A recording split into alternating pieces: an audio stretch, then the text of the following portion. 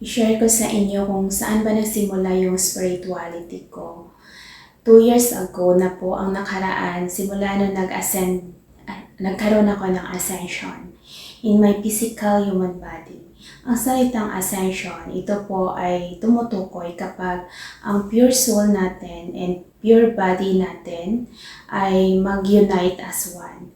That is called the ascension dahil bago mo ma-unite yung physical human body mo and human soul mo, yung pure niya, pure soul mo, there's a lot of knowledge na po yung dapat mo dun natutunan about our life.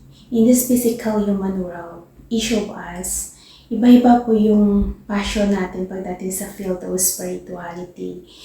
At ang pinili ko ay ang love dahil wala pa po sumubok sa na aralin yung salitang love kung bakit inaral ko yung the Christ consciousness and to understand every word ng Christ consciousness. And inaral ko yung sa energy field natin dahil doon po talaga ako nagstay ng taon sa soul level using the illusion complex. Nakita ko po yung I become the observer and parang student and the observer. Using the illusion complex, nakita ko po yung physical human body ko at yung soul ko at the same time. At kung magtatanong kayo kung paano mabubuhay ang isang tao na ang soul natin ay nasa kabilang mundo siya dahil sabi ko nga, nagstay ako sa soul level for a year. Pwede po tayo mabuhay dahil sa soul level may paraan po yun. Meron din po kasi sa physical human body na to, meron po tayong dalawang soul. Yung isang soul natin, yung nasa duality pa po, even it means na good and bad, andun pa po. Yung mayroon pa po siyang limited beliefs. Yan po, tapos meron pa siyang fear. Yan po yung another soul natin. So, we have another soul na nasa heaven po siya, nakahiwalay po siya. Yan po yung the pure soul natin, yung nagki-carry ng lahat ng katotohanan sa sarili natin. Yan po yung nagbibigay ng knowledge and understanding sa bawat individual na tao. So, dalawa po yung soul natin. Once na mag-ascending ka na or you reach the ascension, it means na yung pinili mo ay ang pure soul mo, yung the higher self mo, yung katotohanan na soul mo. When you speak the truth, you will align to your higher self. So, that's the time na ma-achieve mo yung ascension once na magsabi ka ng katotohanan dahil magkaroon ka lang ng ascension when number one po doon is you need to overcome all your fear in life. And you need to heal all the wound, trauma mo sa buhay. That by doing a forgiveness, ito lang po yung paraan na ma-healing and cleansing mo yung soul mo at tsaka magkaroon ka ng healing sa mental and emotional mo, this physical human body by doing a forgiveness. So,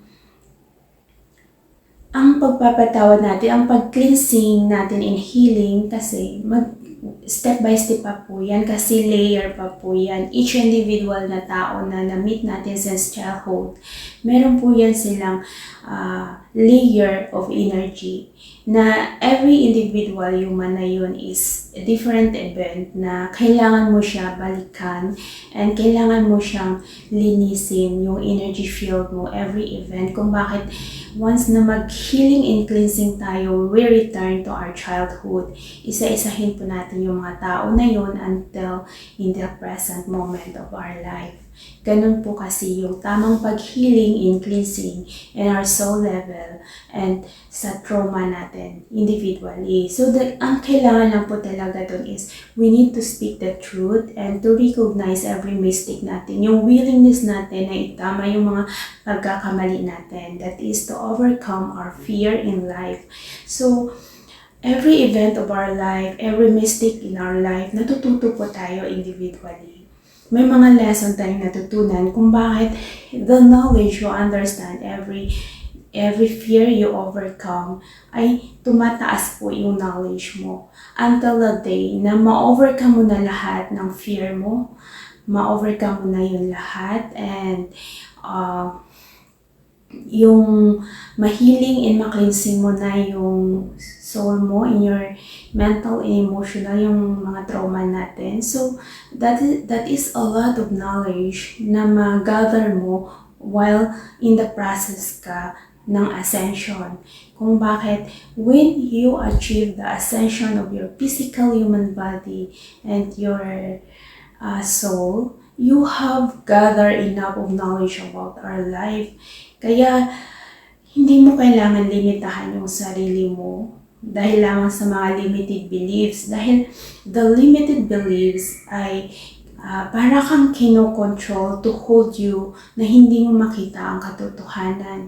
But once you exit from the limited beliefs and magiging curious ka na lang sa sarili mo to try something different na sa tingin mo magiging maganda naman ang pakinabang mo, dahil this is all about our personal life, to know more about ourselves. So when you recognize your soul and you are more tuned in sa soul mo by emptiness your thoughts, and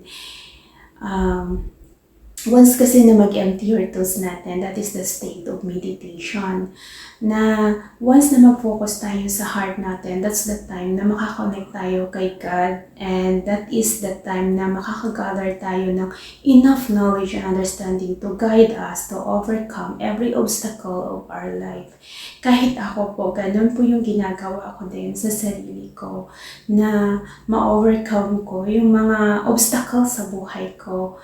Dahil as a human, everyday, hindi natin maiwasan may mga obstacle talaga. Dahil there is also a people na hindi mo kalibel sa energy mo.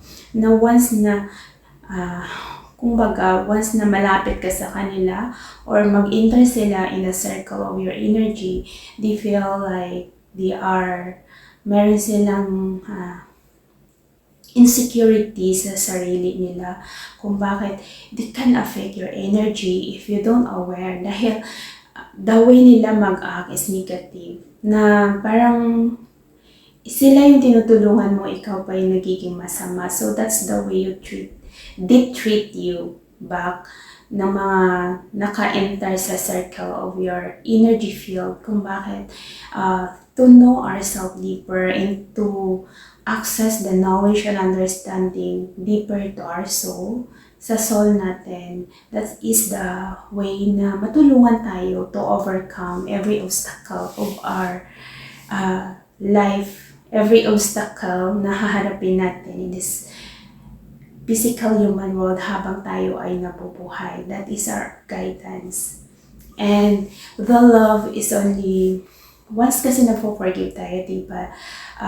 It purify the hatred, anger into a pure love, and a love is the higher vibration of energy, dahil kaya-kaya niya i-illuminate every darkness. Ito yung light natin dito sa physical human world na dapat natin i-recognize, dahil our soul is in our heart.